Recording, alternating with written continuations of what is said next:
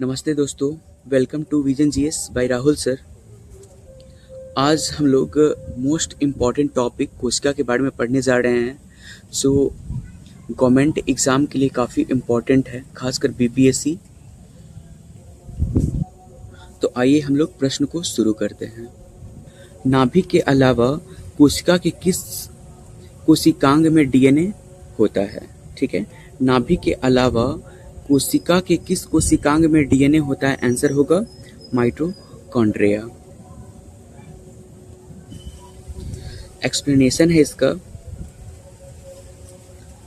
नाभिक के अलावा कोशिका के माइटोकॉन्ड्रिया तथा हरित लवक नामक कोशिकांग में डीएनए पाया जाता है, जो कि आनुवांशिक पदार्थ होता है तथा जीवों के लक्षणों की संकेत सूचनाओं को जन्मपत्री की भांति जनकों से संतानों में ले जाता है। डीएनए की खोज फ्रीडरिक मीसर ने की थी। किसने की थी डीएनए की खोज? फ्रीडरिक मीसर ने की थी 1869 में। और डीएनए का double helix model James Watson तथा फ्रांसिस क्रिक ने दिए थे। नेक्स्ट प्रश्न है, निम्नलिखित में से कौन सा कथन सही है? तो इसमें सी सही होगा। विषाणु सम वायरॉइड एकल तंतु आरएनए अणु से बने होते हैं। बाकी सभी कथन इसमें गलत है। इसका एक्सप्लेनेशन देख लेते हैं। वायरॉइड्स अविकल्पी परजीवी होते हैं जो कि सिर्फ पोषी कोशिकाओं के अंदर ही वृद्धि और प्रजनन करते हैं। एकल तंतु आरएनए अणु के बने होते हैं।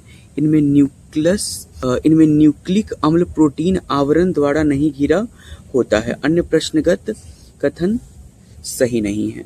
ओके, नेक्स्ट प्रश्न है, निम्नलिखित कथनों में से कौन से पादप और प्राणी कोशिकाओं के बीच सामान्य अंतर के बारे में सही है? तो ऑप्शन है इसमें, कथन है इसमें, पादप कोशिकाओं में सेलुलोज कोशिका भित्तियां होती है, जबकि प्राणी कोशिकाओं में नहीं होती। तो ये सही है। पादप कोशिकाओं में प्लाज्मा झिल्ली नहीं होती, जबकि इसमें इसके विपरीत प्राणी कोशिकाओं में होती है। ये गलत है। परिपक्व पादप कोशिका में एक बृहद रसधानी होती है, जबकि प्राणी कोशिकाओं में अनेक छोटी रसधानियां होती है। ये सही है। तो आइए ऑप्शन देख लेते हैं। तो ऑप्शन होगा इसमें सी। केवल 1 और 3 सही है। पादप कोशिकाओं या जंतु कोशिकाओं दोनों में प्लाज्मा झिल्ली उपस्थित होती है। यह कुछ पदार्थों को अंदर अथवा बाहर आने जाने देती है, जिसके कारण इसे वर्णात्मक पारगम्य झिल्ली कहते हैं। प्लाज्मा झिल्ली लचीली होती है और कार्बनिक अणुओं जैसे लिपिड तथा प्रोटीन की बनी होती है। पादप कोशिकाओं में मुख्यतः सेल्यूलोज से निर्मित कोशिका भित्ति भी होती है, जो पौधे को संरचनात्मक दृढ़ता प्रदान करता है। यह पादप कोशिकाओं का सबसे बाहरी आवरण होता है तथा जंतु कोशिकाओं में इसका अभाव होता है। परिपक्व पादप कोशिकाओं में एक बृहद रसधानी या रिक्तिका होती है, जबकि जंतु कोशिकाओं में अनेक छोटी रसधानियां होती है। पादप कोशिकाओं के कोशिका द्रव में उपस्थित रसधानी टोनोप्लास्ट नामक एक झिल्ली से घिरी होती है। नेक्स्ट प्रश्न है, पादप कोशिका जंतु कोशिका से किस प्रकार भिन्न होती है? आंसर होगा कोशिका भित्ति। एक्सप्लेनेशन देखते हैं। पादप कोशिका जंतु कोशिकाओं से भिन्न होती है क्योंकि इसकी कोशिका में बाह्य आवरण कोशिका भित्ति कहलाता है, जो कि हरे पौधों में मुख्यतः सेल्यूलोज से निर्मित होता है। जंतु कोशिकाओं में कोशिका भित्ति का अभाव होता है। इसके अलावा हरे पौधों की कोशिकाओं में हरित लवक पाया जाता है, जबकि जंतु कोशिकाओं में इसका अभाव होता है। जंतु कोशिकाओं में निम्न में से क्या अनुपस्थित होता है? आंसर होगा सेल्यूलोज की कोशिका भित्ति। जैव कोशिका का कौन सा भाग पावर हाउस कहलाता है?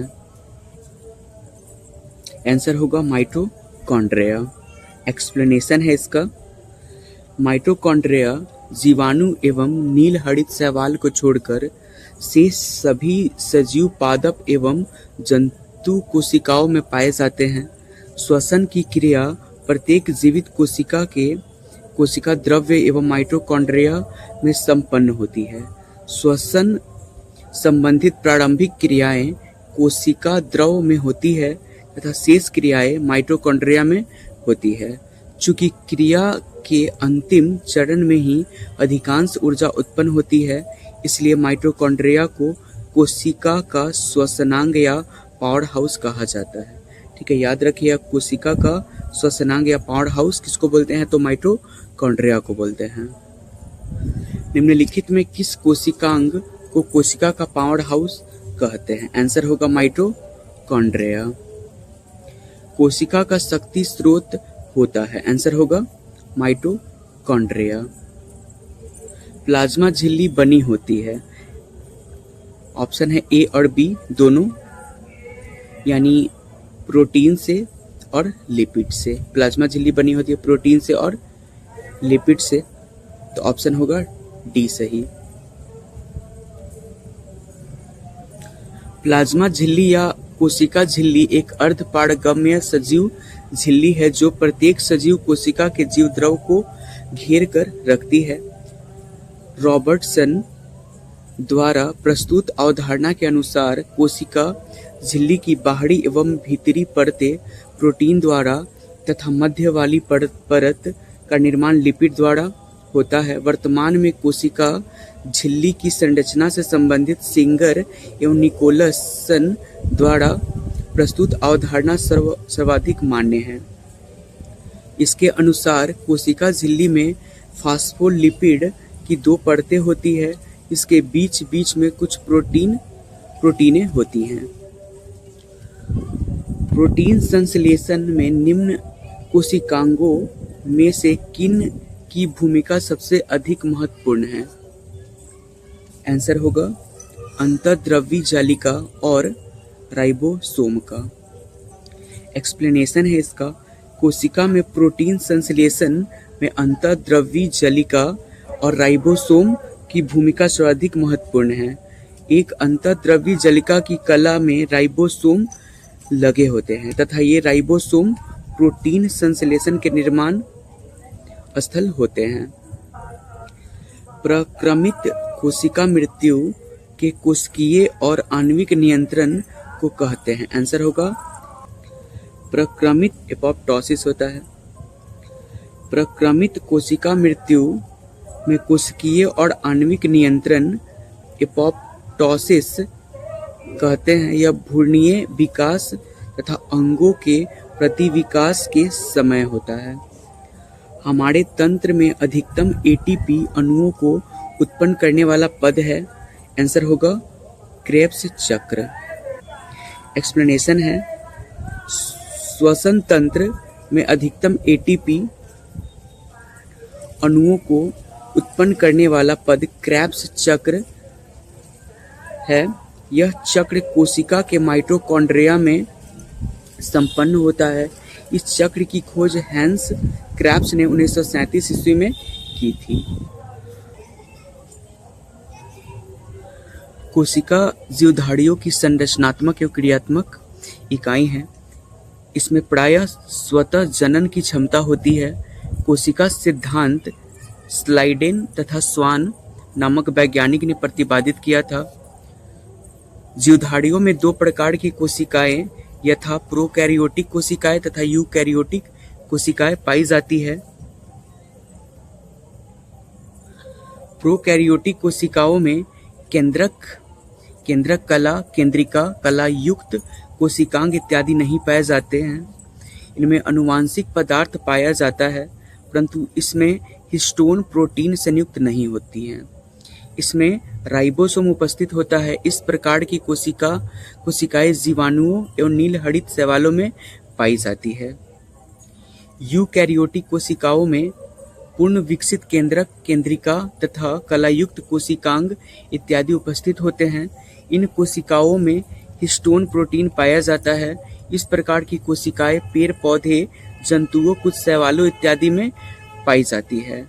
पादप कोशिका जंतु कोशिकाओं से भिन्न होती है क्योंकि इसकी कोशिका में बाह्य आवरण कोशिका भित्ति कहलाती है, जो कि हरे पौधों में मुख्यतः सेल्यूलोज से निर्मित होता है। जंतु कोशिकाओं में कोशिका भित्ति का अभाव होता है। इसके अलावा जंतु कोशिका में हरित लवक अनुपस्थित होता है, जो कि पादप कोशिकाओं में पाया जाता है। प्लाज्मा या कोशिका झिल्ली एक अर्धपारगम्य झिल्ली है जो प्रत्येक सजीव कोशिका के जीव द्रव को घेरे रखती है। रॉबर्टसन द्वारा प्रस्तुत अवधारणा के अनुसार कोशिका झिल्ली की बाहरी एवं भीतरी परतें प्रोटीन तथा मध्य परत लिपिड द्वारा निर्मित होती है। वर्तमान में सिंगर एवं निकोलसन द्वारा प्रस्तुत अवधारणा सर्वाधिक मान्य है। इसके अनुसार कोशिका झिल्ली में फास्फोलिपिड की 2 परतें होती है, जिसके बीच बीच में कुछ प्रोटीन होती हैं। कोशिका में प्रोटीन संश्लेषण में अंतःद्रवी जलिका और राइबोसोम की भूमिका सर्वाधिक महत्वपूर्ण है।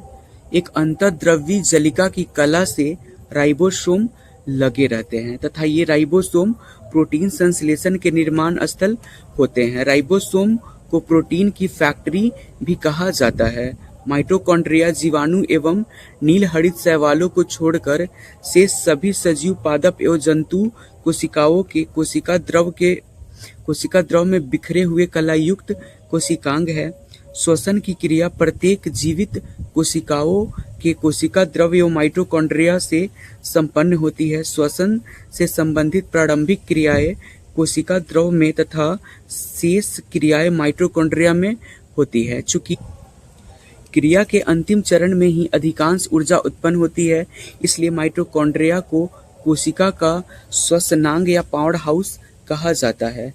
कोशिका श्वसन में अधिकतम एटीपी यानी एडिनोसिन ट्राइफॉस्फेट अणुओं को उत्पन्न करने वाला पद क्रेब्स चक्र है। यह चक्र कोशिका के माइटोकॉन्ड्रिया में संपन्न होता है।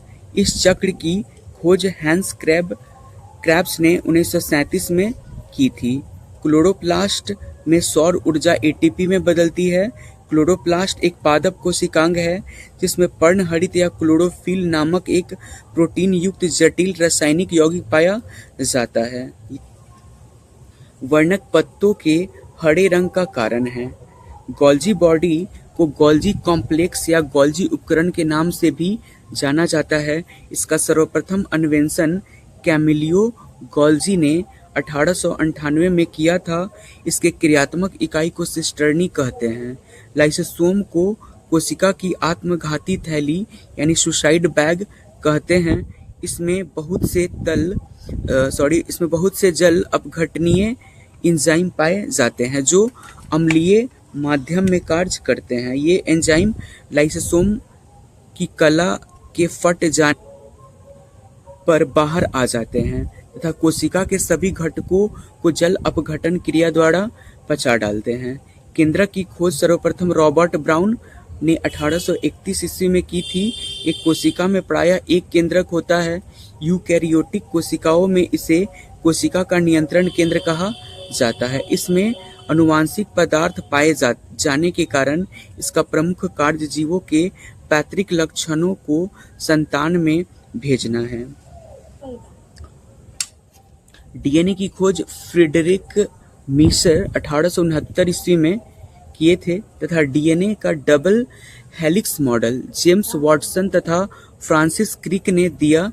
डीएनए एक अनुवांशिक पदार्थ होता है तथा जीवों के लक्षणों की संकेत सूचनाओं को जन्मपत्री की भांति जनकों से संतानों में ले जाता है। यह नाभिक के अलावा माइटोकॉन्ड्रिया तथा हरित लवक कोशिकांग में पाया जाता है। मनुष्य एक लिंगी प्राणी है जिसमें गुणसूत्रों की कुल संख्या 23 जोड़ी पाई जाती है, यानी 46 टोटल। पुरुषों में 44 प्लस XY जबकि स्त्रियों में 44 प्लस XX गुणसूत्र होते हैं। पुरुष तथा स्त्री में 22 जोड़े गुणसूत्र ऑटोसोम होते हैं,